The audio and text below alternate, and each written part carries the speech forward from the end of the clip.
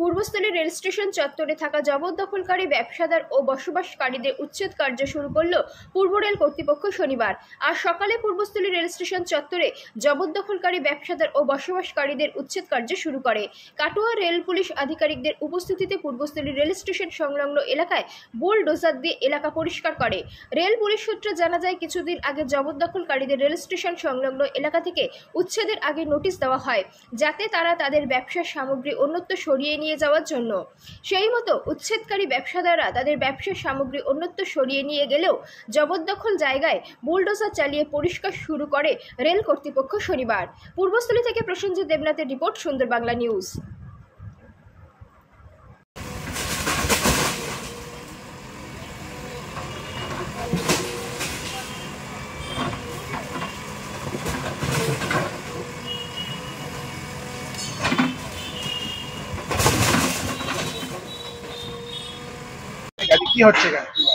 Rail থেকে আমাদের ঘর ভেঙে দিচ্ছে। আমার ঘরের লোক নেই, স্বামী নেই, তো 26 বছর ধরে বাস করছি। কোনো নেতাকে তারা আমাদের সাহায্য করতে আসেনি, কোনো সাহায্য পাইনি সরকার থেকে। এই মুহূর্তে আমরা কোথায় যাব? আমরা দিন আনা দিন খাওয়া মানুষ। হ্যাঁ, সব বাড়িঘর, আমার এখানে বাড়ি ঘর ছিল, মানে তৈরি করেছিলাম, ওইগুলো সব ভেঙে দিয়েছে। এবার আমি কোথায় গিয়ে দাঁড়াবো? 26 বছর ধরে। হ্যাঁ, রেলের জায়গায় ঘর করে থাকতো। না, কেউ কিছু সহযোগিতা করেনি, কোনো পার্টি এগিয়ে আসেনি আমাকে সহযোগিতা করার জন্য। এবার কোনো ঠিক নেই যাবার মতন।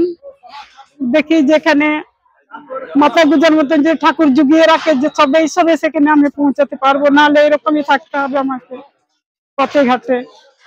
কি নাম আপনার? রুমা সরেন। রুমা সরেন। হ্যাঁ।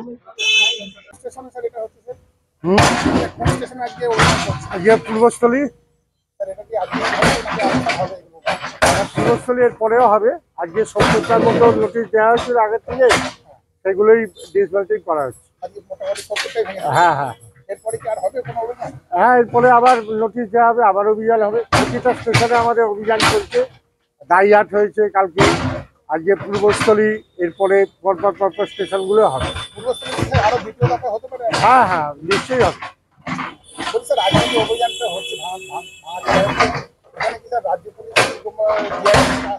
না, কোথাও নেই, আমরা নিজেদের স্ট্রেন্থে এই বিশ্বাস করছি। মানে জিআরপি কে পাচ্ছেন না কিংবা রাজ্য পুলিশকে পাচ্ছেন না, লোকাল থানায়? আচ্ছা, তাহলে আজকে কতক্ষণ পর্যন্ত চলবে? যতক্ষণ না পুরো ভাঙা হচ্ছে ততক্ষণ পর্যন্ত। এরপরে নোটিশ দেবেন? হ্যাঁ, নেক্সট যেখানে নোটিশ দেওয়া হবে, তারপরে আমরা তো ইঞ্জিনিয়ারিং ডিপার্টমেন্টকে অ্যাসিস্ট করি। আমাদের যখন বলা হয় যে নোটিশ সার্ভ হয়ে গেছে, আজকে ডেট ফিক্সড হয়েছে, আমাদের বাইরে থেকে প্রায় 100-150 ফোর্স আসে। সেইভাবে আমরা চক আউট করি আর কি সমস্ত কিছু। Ashutosh Bandyopadhyay, inspector RPF Katwa.